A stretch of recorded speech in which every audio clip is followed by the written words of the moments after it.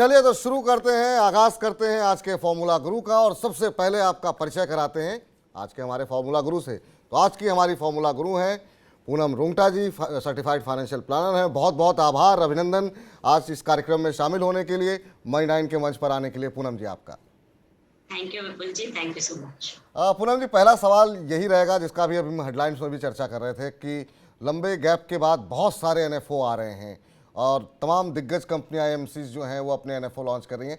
NFO चुनने के लिए किन मोटी बातों का ध्यान रखना चाहिए? क्योंकि कोई मिड कैप आ रहा है, कहीं पर हम देख रहे हैं मोतीलाल ओसवाल की तरफ से जो है नॉन बैंकिंग फाइनेंशियल फंड आ रहा है। अगर किसी सामान्य व्यक्ति को पैसे लगाने हो तो वो क्या चीज़ देखे कि एनएफओ चुनने से पहले? देखो विपुल जी, जो मैंने मेरे करियर में बहुत कॉमनली ये देखा है कि इन्वेस्टर एक एनएफओ के नाम, NFO mean new fund offer, यानी एक कंपनी एक नया फंड लेके आ रही है जो अब हालांकि सेबी ने अभी ये डिसअलाउ किया है कि ऑलरेडी जो एग्जिस्टिंग फंड है उस टाइप का फंड नहीं ला सकती, आपको एक नई थीम के साथ उतरना होगा मार्केट में। तो जब एनएफओ का नाम आता है तो उसे इस तरह बेचा जाता है और इस तरह खरीदा जाता है, सोचते हो कि 10 रुपए की वैल्यू में ये फंड हमें मिल रहा है तो इसे ले लेना चाहिए, ये सस्ता है। हालांकि ऐसा होता नहीं है, बिकॉज आप ये समझ ले कि जितनी भी यूनिट्स आपको जो भी फंड के जितने भी एनएवी पे मिलती है, it is multiplied at the end of the day उस जो एग्जिस्टिंग एनएवी होगी वो। इसलिए 10 रुपए के इसमें प्रलोभन में तो बिल्कुल नहीं आना चाहिए कि 10 रुपए में मिल रही है इसलिए हम ले रहे हैं, ये पहली बात है। दूसरी बात, आप अपना पोर्टफोलियो जांचें और परखें। जिस तरीके की थीम के साथ ये एनएफओ लॉन्च हुआ है, अगर वो आपके पोर्टफोलियो में नहीं है और आपको जरूरत है उस टाइप के ऑब्जेक्टिव वाले फंड की अपने पोर्टफोलियो में टू मीट योर गोल्स, तब आप उस एनएफओ की तरफ रुख करें। तीसरी बात, जब भी कोई एक फंड मार्केट में आता है तो आप ये निगाह कर ले कि इस तरीके का कोई फंड ऑलरेडी मार्केट में अवेलेबल है क्या और वो किस कंपनीज का है, और उसे कंपेयर करें और फिर अपना डिसीजन ले कि हमें इस एनएफओ को बाय करना चाहिए कि नहीं। बहुत मर्तबा ऐसा होता है कि इतनी अच्छी तरीके की कोई नई एग्जॉटिक स्कीम आती है जो नहीं होती है मार्केट में और वो एज अ पायनियर घुसती है, तो उसमें जरूर निवेश करना चाहिए। क्योंकि जो एनएफओ होते हैं उसके कुछ चार्जेस थोड़े एक्स्ट्रा होते हैं, वो अल्टीमेटली तो क्लाइंट के फंड में से ही निकाले जाते हैं, इसलिए जो चार्जेस है उससे भी आप बच सकते हैं। और ऑलरेडी जो मार्केट में स्कीम्स अवेलेबल है जिसका हम पास्ट परफॉर्मेंस देख चुके हैं, जिसका हम रिटर्न्स चार्ट चेक कर सकते हैं, उसे आप ध्यान में रखें और फिर आप एनएफओ में पैसा लगाएं। होता ये बिल्कुल कि इतने कैरिड अवे हम हो जाते हैं एडवर्टीजमेंट्स और सब तरीके की सेल्स गिमिक से कि हम लेने की जल्दबाजी कर लेते हैं और उसमें से फिर निकलना मुश्किल होता है, क्योंकि तमाम तरीके के चार्जेस लग जाते हैं, फिर उसमें एग्जिट लोड होता है और क्लाइंट अपना यानी इन्वेस्टर अपना पोर्टफोलियो कॉम्प्लिकेटेड करते जाता है। तो एनएफओ देखिए, आप जरूर उसे समझिए, पर आपको उसकी जरूरत है कि नहीं और मार्केट में दूसरे उस टाइप के प्रोडक्ट्स किस तरीके के वो देखते हुए फिर आप एनएफओ में एंट्री करें। तो पूनम जी का कहना ये है, हड़बड़ाहट में कुछ भी नया आ गया, ज़्यादा उसका प्रचार हो रहा है तो आप ऐसा नहीं कि आप पैसे लगा दें, खुद अध्ययन कीजिए, तुलनात्मक अध्ययन कीजिए, जो कंपनियां पहले से अगर क्या उस तरह का फंड है कि नहीं है, इन तमाम चीज़ों को ध्यान में रखते हुए पैसे लगाएं। इसी से जुड़ा हुआ एक छोटा सा सवाल है, उसके बाद अगले सवाल पे आपके पास आते हैं। ये बहुत सारे जो नए निवेशक आ रहे हैं, म्यूचुअल फंड के अंदर भी नए डीमैट अकाउंट खोल रहे हैं, उनको पता नहीं है कि अब चूंकि वो फर्स्ट टाइम इन्वेस्ट कर रहे हैं, अगर कोई फर्स्ट टाइम इन्वेस्टर है तो उसे एनएफओ में पैसा लगाना चाहिए या ऑलरेडी जो एग्जिस्टिंग फंड हैं उनमें पैसे लगाना चाहिए, क्योंकि वो उनका पहला निवेश होगा। सबसे पहले तो मैं कहूंगी कि जो फर्स्ट टाइम निवेशक है उसे अपने आप से कहीं पैसा नहीं लगाना चाहिए, उसे राय लेनी चाहिए प्रोफेशनल की। बिकॉज जैसे हमने अभी बात करी विपुल जी, इतने सारे फंड्स हैं, इतने सारे स्कीम्स हैं, आपके लिए कौन सा स्कीम अच्छा है और क्या आपके लिए होना जरूरी है वो आपको नहीं पता चलेगा। जब आप इन्वेस्ट करने जाएंगे इतने सारे स्कीम्स मिलेंगे, you may and up buying a wrong product. जैसे कि आप जब एक एनएफओ ही परचेज करने ऑनलाइन जाएंगे तो वहां पे 4 ऑप्शंस आते हैं, ग्रोथ ले, डिविडेंड ले, ये ले, वो ले। एक डायरेक्ट निवेशक को ये नहीं पता होता है कि उसे क्या लेना चाहिए, इसलिए आप प्रोफेशनल के थ्रू ही डिसीजन ले and don't get carried away. मैं फिर से रिपीट कर रही हूँ, बिकॉज इससे आपका एक्सपीरियंस में भी आगे चल के गलत हो जाएगा और आप वेल्थ नहीं बना पाएंगे, तो आपका एक प्रोडक्ट के ऊपर से विश्वास ही हो जाएगा। सो सही राय लेके सही तरीके से एक साइंटिफिक अप्रोच के साथ ही आप अपना निवेश की जर्नी शुरू करेंगे तो अच्छा रहेगा। चलिए, तो अपने मन से कुछ भी ना खरीदें, किसी गुरु की, पूनम जी जैसे किसी फॉर्मूला गुरु की आवश्यकता आपको पड़ेगी, ताकि आपका निवेश सुरक्षित रहे, सही जगह आप निवेश करें और अपने पैसों को आप बढ़ा सकें। जो एनएफओ आ रहे हैं उनमें मीरा सेट ने सबसे बड़ा हाइब्रिड फंड लॉन्च किया है। एक तो आपसे जानना चाहेंगे कि अब बाज़ार के अंदर हालांकि थोड़ी रिकवरी आती हुई दिखाई दे रही है पिछले कुछ दिनों के अंदर, तो ऐसे में क्या हाइब्रिड फंड में निवेश करना सही रहेगा, और इस फंड को कैसे देख रही हैं आप, क्योंकि सबसे बड़ा फंड होगा ये, करीब 1.7 लाख करोड़ का फंड है। इसेंशियली आप जब देखेंगे तो हाइब्रिड फंड का जो फॉर्मुलेशन होता है वो इस तरह होता है कि उसमें इक्विटी और डेट दोनों मिले हुए रहते हैं। यानी फंड मैनेजर चूज कर सकता है कि उसको इन्वेस्टमेंट डेट में ज्यादा जाना है कि इक्विटी में जाना चाहिए।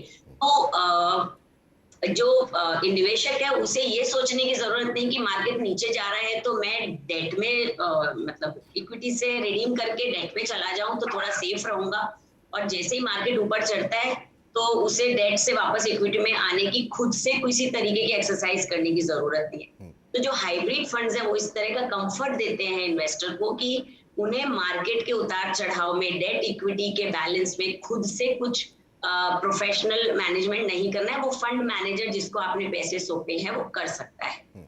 सो ये जो स्ट्रैटेजी होती है ये हम यूजुअली टुवर्ड्स रिटायरमेंट या रिटायर्ड इन्वेस्टर को देते हैं, जिन्हें एग्रेसिवली मार्केट में नहीं इन्वेस्ट करना है, उन्हें मार्केट के जोखिम नहीं उठाने हैं, उन्हें सेफ प्ले करना है, उन्हें पूरी तरह 100% इक्विटी एक्सपोजर नहीं चाहिए।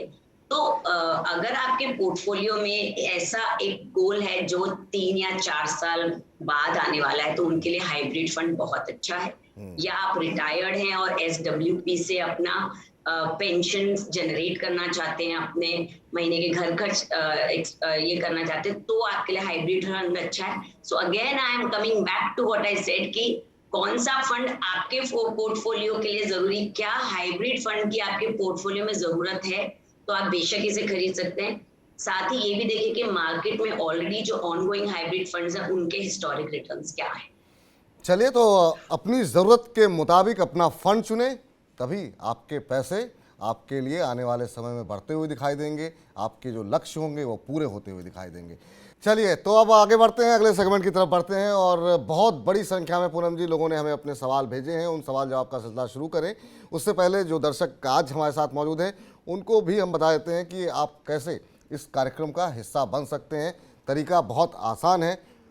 FG यानी फॉर्मूला गुरु लिखें पहले, उसके बाद से अपना सवाल लिखें, नाम और शहर का नाम लिखना ना भूलें, और उसके बाद हमें व्हाट्सअप कर दें।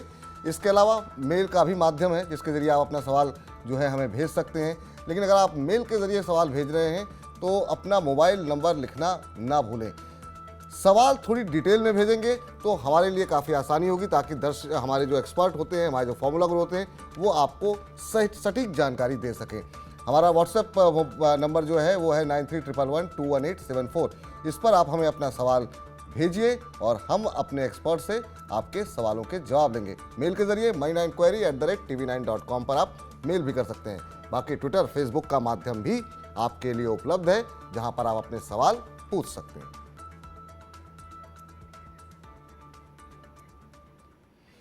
चलिए, पहले दर्शक मोहन यादव जी ने हमें सवाल भेजा है। अब उनका संपर्क हमसे नहीं हो पा रहा है, लेकिन सवाल उन्होंने भेजा है। अलीगढ़ से हैं मोहन यादव जी, और इनका सवाल है कि म्यूचुअल फंड में निवेश कितने रुपए से शुरू कर सकते हैं। इन्होंने अपनी उम्र 22 साल बताई है। पहली बात तो मोहन जी बधाई हो, बहुत कम उम्र से आप निवेश करना शुरू कर रहे हैं, ये एक अच्छे संकेत हैं। अब ये जानना चाहते हैं पूनम जी आपसे कि इन्हें हर महीने कितना निवेश करना चाहिए। तो अभी इन्होंने अपना लक्ष्य तो हमें बताया नहीं है कि ये करना क्या चाहते हैं, लेकिन अगर ये हम ये मान के चलें कि इनकी नई नई नौकरी लगी है, तो आप क्या कुछ सजेशन, क्या कुछ सलाह इनको देना चाहेंगे?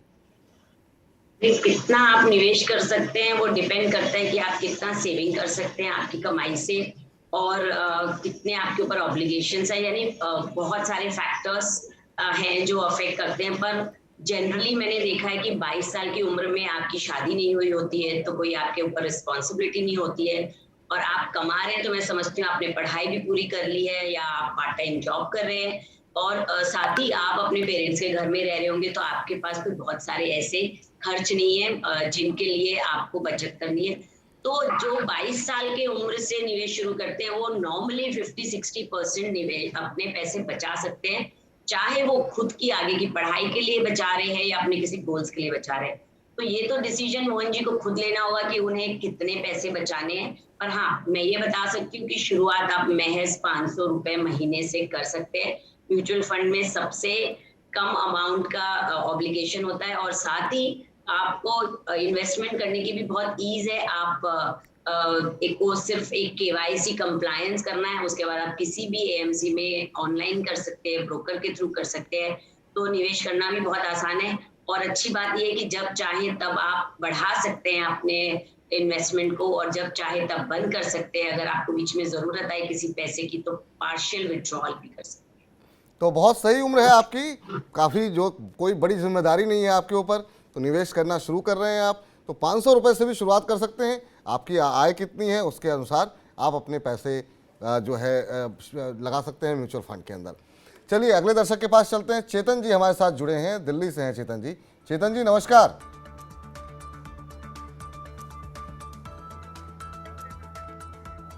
चेतन जी सुन पा रहे हैं आप मुझे? बिल्कुल सर, सुन पा रहा हूँ जी। चेतन जी स्वागत है आपका, बताइए क्या सवाल है आपका? सर। मैंने जैसे कि आपको अपने फंड्स जिनमें मैं इन्वेस्ट कर रहा हूँ वो तो मैंने शेयर कर रखे हैं आपसे, और जितनी अमाउंट मैं शेयर कर रखी है जी जी तो ये बेसिकली मेरे दो ही गोल हैं कि एक तो अपने लिए कोई फ्यूचर के लिए प्रॉपर्टी में इन्वेस्ट करना, जो मैंने लिखा भी है कि मैंने कुछ अमाउंट निकाला भी है, जी जी। और बाकी मेरा रिटायरमेंट को लेकर फोकस है और आगे बच्चों को लेकर फोकस है। अभी आपकी उम्र क्या होगी सर? सर मेरी उम्र है अभी 35। 35, तो यानी अभी आपके पास करीब करीब 25 साल हैं।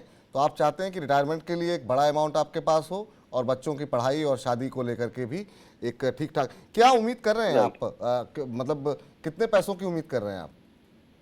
सर सच कुछ टारगेट तो फिक्स नहीं किया है, लेकिन मैं पर मंथ जैसे 16-17,000 के अराउंड तो इन्वेस्ट कर ही रहा हूँ, और मैं काफी एक्टिव रहता हूँ म्यूचुअल फंड वगैरह में, उनको टाइमली देखता रहता हूँ। जी जी। तो आपकी एडवाइस इस पे भी चाहिए। जी जी। आपको हम एडवाइस देते हैं, लेकिन एक बार हमारे पास तो मौजूद है, हम जरा ग्राफिक्स के जरिए भी दिखाएंगे। अपने फंड्स के नाम एक बार फिर से बताइए हमारे दर्शकों को। चेतन सुन पा रहे हैं आप? बिल्कुल। Axis focus 25। जी जी। Axis long term equity fund आपने ले रखा है, जिसमें आप 2,000 रुपये लगा रहे हैं। एक्सिस फोकस 25 इन्होंने उसमें 2,500 रुपये लगा रहे हैं। मेरा असेट टैक्स सेवर में लगा रहे हैं 1,500 रुपये। फ्रैंकलिन के में 2,000 रुपये। टाटा इंडिया टैक्स सेवर में 2,000 रुपये। टाटा डिजिटल फंड में 3,000 रुपये और L&T इंडिया वैल्यू फंड में भी 2,000 रुपये ये लगा रहे हैं। ये इनका पोर्टफोलियो है चेतन जी का, तमाम दर्शकों के लिए। पूनम जी आपसे जानना चाहेंगे, इन्होंने कोई लक्ष्य जो है पैसों का नहीं निर्धारित किया, लेकिन इनको ये क्लियर है कि ये पैसे मुझे अपने रिटायरमेंट के लिए चाहिए, घर खरीदना है उसके लिए चाहिए, बच्चों की पढ़ाई के लिए चाहिए, या आपको ये पोर्टफोलियो सही लग रहा है, ये जानना चाहते हैं ये? सबसे पहले पोर्टफोलियो की बात करें तो इनका 5,500 रुपीज तो ELSS में ही इन्वेस्टमेंट है, तो मैं समझती हूँ कि इन्होंने अपना ATC का लिमिट देख के निवेश किया होगा और काफी अच्छा डाइवर्सिफाइड पोर्टफोलियो है ये। आप इसे चालू रखें। एग्रेसिव भी है, वैल्यू फंड्स भी है। चाहे तो इसमें एक प्योर मिड कैप और एक प्योर स्मॉल कैप भी, स्मॉल कैप तो आपने डाला है, प्योर मिड कैप आप इसमें ऐड कर दे तो बेहतर डाइवर्सिफिकेशन हो जाएगा। और थीम फंड भी है, तो आप हर तरीके से डाइवर्सिफाइड है। और 25 साल अगर आप इस पोर्टफोलियो को चालू रखते हैं अदर देन ELSS, यानी 15,000 रुपए का अगर आप चालू रखते हैं तो आप आराम से 5 करोड़ जमा कर सकते हैं at the time of your retirement. और जो भी आपकी नीड्स होगी बीच बीच में आप उसको पार्शियल विड्रॉल के जरिए भी ले सकते हैं। बट बहुत जरूरी है कि आपको टाइम टू टाइम आपका पोर्टफोलियो जो है वो मॉनिटर करना है, क्योंकि जो Tata digital fund it's a theme fund जो अगेन थोड़ा अपनी रिस्क को ये करता है, तो आपको उसमें ध्यान देना चाहिए। और चाहे तो एक mid cap Kotak emerging fund भी आप इंक्लूड कर सकते हैं आपके पोर्टफोलियो। चलिए, तो आपने बहुत अच्छा पोर्टफोलियो यहाँ पर बनाया है चेतन जी। आप अपने पोर्टफोलियो के साथ बने रहें, और जो एडवाइस दी गई है पूनम जी की तरफ से, एक मिड कैप फंड ऐड कर सकते हैं, फ्लेक्सी फंड ऐड कर सकते हैं, उसको भी आप ध्यान रखें। 5 करोड़ रुपए तक आसानी से आप अपने रिटायरमेंट तक आप एकत्रित कर पाएंगे, जो कि मुझे लगता है कि पर्याप्त होगा बच्चों की शादी और आपके रिटायरमेंट की ज़रूरत के लिए। चलते हैं, अभिषेक सिंह जी हमारे साथ जुड़ गए हैं और जयपुर से हैं। अभिषेक जी नमस्कार। नमस्कार सर। नमस्कार अभिषेक जी, कैसे हैं आप? सर मैं अच्छा हूँ, आप कैसे हैं? हम फर्स्ट क्लास हैं। आप ये बताइए कि आपको मनी 9 के कार्यक्रम कैसे लग रहे हैं? सर बहुत उत्कृष्ट कार्यक्रम है सर, मैं रेगुलर फॉलो करता हूँ मनी 9 को। चलिए, अब मनी 9 का ऐप भी लॉन्च हो गया है, तो आप तमाम कार्यक्रम मनी 9 ऐप पर भी देख सकते हैं। तो वो तमाम कार्यक्रम जो हम अब तक अलग अलग माध्यम में से आप देख रहे थे, अब ऐप के जरिए आप सीधे जो है सारे के सारे कंप्लीट शो जो है वो आप देख सकते हैं, अगर कुछ पुराने एपिसोड छूट गए हों तो। आपसे जानना चाहेंगे, सवाल क्या है आपका सर? सर एक्चुअली मैंने जहाँ मैं इन्वेस्ट कर रहा हूँ 8 तरीके के म्यूचुअल फंड्स में मैं हर महीने 1000 रुपए इन्वेस्ट कर रहा हूँ। जी। अभी 30 वर्ष की मेरी उम्र है और मुझे अगले 25 साल के बाद में लगभग 5 करोड़ रुपए का कॉर्पस जमा करना है। ओह। तो उसके लिए जो मैंने 8 म्यूचुअल फंड्स थे, मेरा क्वेश्चन यही था कि क्या वो सही हैं या क्या मुझे उनमें से कुछ कम करना चाहिए? ठीक। एक बार अपने जो आपका पोर्टफोलियो है, जो फंड्स के नाम है, हमारे दर्शकों को भी पता लग जाए और पूनम जी को भी पता लग जाए, एक बार अगर आप उनको दोहरा सके तो। जी जी जी मैं बताता हूँ सर। जी। सर पहला है Canara Robeco blue chip equity fund. जी। दूसरा PGIM India mid cap opportunities fund. तीसरा पराग पारिक। चौथा Quant tax plan. Fifth is Tata direct India fund, Tata digital India fund. जी जी। Sixth is Kotak small cap fund. Seventh Axis small cap fund. और 8th है sir ICICI Prudential technology direct plan. ठीक है, तो आपके ये पूरा पोर्टफोलियो इस समय स्क्रीन पर मौजूद है अभिषेक जी का। आप देख सकते हैं, हजार रुपए इन 8 फंड्स में ये पैसे लगा रहे हैं। और आप ये जानना चाहते हैं, आप बेटी की शादी का भी जिक्र आपने अपने सवाल में किया है। अभी कितनी बेटी कितनी बड़ी है आपकी? सर अभी 10 महीने की बेटी। 10 महीने की बेटी, ठीक है। तो 10 महीने की बिटिया है जी। सर मार्च से मैंने ये इन्वेस्टमेंट स्टार्ट किया है 1000 रुपए का। मार्च से शुरू किया तो क्या जी मुझे कितना बढ़ाना चाहिए इन्वेस्टमेंट, और क्या फंड ये 8 अच्छे हैं या इनमें से कुछ कम ज्यादा करना चाहिए? हाँ, आप पूनम जी से पूछते हैं। पूनम जी आज की हमारी फॉर्मूला गुरु हैं, वो आपको जवाब देंगी। 10 महीने की बिटिया है और अभी मार्च से इन्होंने शुरू किया है, 2-3 महीने हुए हैं। हर फंड में जो इन्होंने पोर्टफोलियो अपना बताया उसमें हजार रुपए लगा रहे हैं। और कितने पैसे इनको लगाने चाहिए, पोर्टफोलियो सही है या नहीं, या इतना पर्याप्त होगा रिटायरमेंट पे 5 करोड़ रुपए पाने के लिए? पूनम जी। विपुल जी, ये देखिए कि अगर हम एक सिंपल कैलकुलेशन करें कि मार्केट अगले 25 साल में 15% रिटर्न देगा, यानी प्रोजेक्टेड रिटर्न ऑफ 15%, जो हिस्टोरिकली ट्रू है, दिया है मार्केट ने। महज 8000 रुपए से इन्हें 2.5 से 3 करोड़ रुपए 25 साल में बन सकते हैं। और यही अगर कंटिन्यू करें 30 साल तक, यानी 25 साल की बजाय अपना टाइम होराइजन 30 साल कर लें, तो इन्हें आराम से 5 करोड़ रुपए बन सकते हैं। तो ये डिसाइड करें कि इन्हें कितने टाइम में कितने रुपए चाहिए। तो जहां तक बात है इनके गोल की, तो इन्हें डिसाइड करना है कि 8000 से बढ़ाना है कि नहीं। हालांकि तो मार्केट का उतार चढ़ाव भी होता है और अपने गोल्स में भी चेंजेस आते हैं, तो उस हिसाब से जैसे जैसे सैलरी बढ़ती है वैसे निवेश जरूर बढ़ाना चाहिए। अब बात करें इनके पोर्टफोलियो की, तो इन्होंने काफी अच्छा डाइवर्सिफिकेशन किया है, पर 2 जगह मैं पॉइंट आउट करना चाहती हूँ। एक तो जो उन्होंने टाटा डिजिटल इंडिया फंड और आईसीआईसीआई प्रू टेक्नोलॉजी फंड, ये दोनों ही एक ही तरह के थीम के फंड है, तो रिपीटेशन ऑफ फंड स्टाइल्स हो रही है। और इन दोनों फंड्स में भी जब आप देखेंगे इनका पोर्टफोलियो, तो ये ज्यादा से ज्यादा लार्ज कैप की तरफ है। और ऑलरेडी इनका एक लार्ज कैप फंड है ही, Canara blue chip fund. Flexi cap funds में भी लार्ज कैप रहता है, तो काफी सारा लार्ज कैप निवेश हो रहा है। और जबकि इनका होराइजन बहुत लंबा है, तो मुझे लगता है उसमें से कम एक तो इन्हें बंद कर ही देना चाहिए। और दूसरा, स्मॉल कैप्स भी इन्होंने 2 लिए हैं, 2 ना लेके एक ही ले ले। और जो पैसे ये 2 फंड्स बंद करके लेंगे वो एग्जिस्टिंग फंड्स में ही एलोकेट कर दें, तो बेहतर रहेगा। 8 फंड्स को संभालने के लिए जरूरत नहीं है फॉर 8000 रुपीज SIP। तो मुझे लगता है थोड़ा कंसोलिडेट कर दें और लॉन्ग टर्म में देखते हुए अपने गोल्स को रिव्यू करते हुए आगे बढ़े तो आराम से ये अपने गोल्स को अचीव कर सकते हैं। तो जो कुछ बातें आपको बताई गई हैं, उम्मीद करते हैं आप उस पर गौर फरमाएंगे और थोड़े बहुत चेंजेस करने हैं आपको। टाइम हॉरिजन को लेकर के देख लीजिए आप, तो उम्मीद करते हैं आपको आपके प्रश्न का उत्तर मिल गया होगा। अगले दर्शक हमारे साथ हिमांशु हैं, चमोली से हैं हिमांशु। हिमांशु जी नमस्कार। जी नमस्कार विपुल जी। जी नमस्कार हिमांशु जी, बताइए सर क्या सवाल है आपका। सर मेरी एज 45 ईयर और मेरे पास सेविंग कोई बहुत बड़ी नहीं है। एक तरह से मान लीजिए कि पीएफ की ही सेविंग है और रिटायरमेंट तक 80 लाख रुपए तक पाने के लिए मुझे अगर मंथली इन्वेस्टमेंट करना है तो कहाँ करना चाहिए और कितना करना चाहिए, अगर आप गाइड कर सके। अच्छा, तो कोई टारगेट आपका है या आपने सोच रखा है कि अगर मान लीजिए उस समय ज़रूरत हो 80 लाख का जो आपने टारगेट रखा है, वो कुछ सोच के रखा है 80 लाख रुपए का टारगेट? मोस्टली मेरे खर्चे बहुत ज्यादा है नहीं, जी। तो यही सोच के मैंने 80 लाख का टारगेट लिया। आप बताइए अगर 80 रेकमेंड करें, इससे ज्यादा हो कम हो, ठीक, जी जी वो भी साथ में बता सकते हैं तो वो भी चलिए बेटर होगा। जी। पूनम जी से पूछते हैं। पूनम जी, बहुत बड़ी संख्या में लोग अपनी रोज़मर्रा की ज़िंदगी में और बढ़ती महंगाई में पैसे ज़्यादा बचा नहीं पाते हैं। कुछ पैसे जो टैक्स के माध्यम से, पीएफ के माध्यम से यहाँ जो बच जाते हैं वही रह पाते हैं। अब 45 साल की उम्र में इनको लग रहा है कि अब 15 साल बाद जब ये रिटायर होंगे तो इनको एक मोटा अमाउंट चाहिए होगा। क्या कुछ सलाह रहेगी इनके लिए आपकी? बहुत अच्छा सोचा है। अगर लेट भी सोचा है तो भी सोचा है, और अभी भी 15 साल का समय है, तो मुझे नहीं लगता इतनी चिंता करनी चाहिए।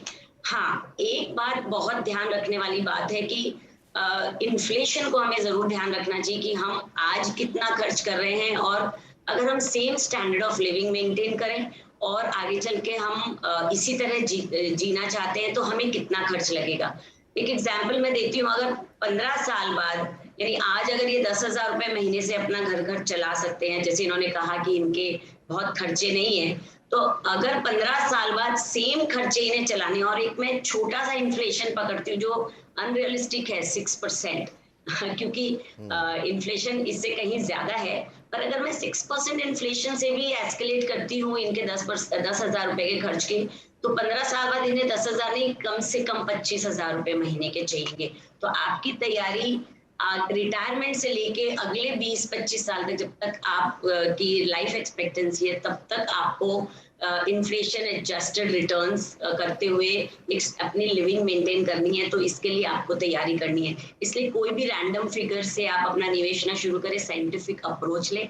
हाँ, अगर इन्हें 80 लाख इन्होंने साइंटिफिकली सोच के निवेश एक वेल्थ बनाने की सोची है, तो ये महज 15,000 रुपए प्रति माह की सेविंग से अगले 15 साल में 80 लाख आराम से बना सकते हैं। इन्हें 3 अलग अलग तरीके के फंड में निवेश करना होगा। क्वांट एक्टिव फंड जो एक फ्लेक्सी कैप फंड है, उसमें निवेश कर सकते हैं। आईसीआईसीआई ब्लू चिप में 5,000, और कोटक इमर्जिंग एक मिड कैप फंड है, उसमें आप 5,000 रुपए निवेश करें। पर जैसे जैसे आपका गोल पास आए, तब आप अपना एलोकेशन अग्रेसिव से थोड़ा कंजर्वेटिव फंड की तरफ चेंज करें। तो मॉनिटर करते हुए अगर आप आगे बढ़ेंगे तो आप आराम से रिटायरमेंट तक अपने सभी गोल्स पूरे कर सकते हैं।